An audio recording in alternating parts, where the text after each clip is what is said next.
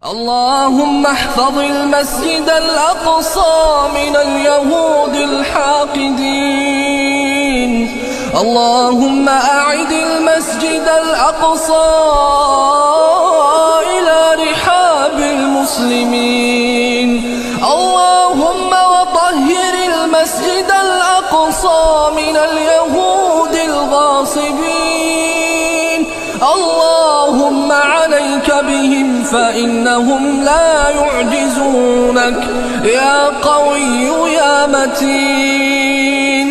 اللهم منزل الكتاب مجري السحاب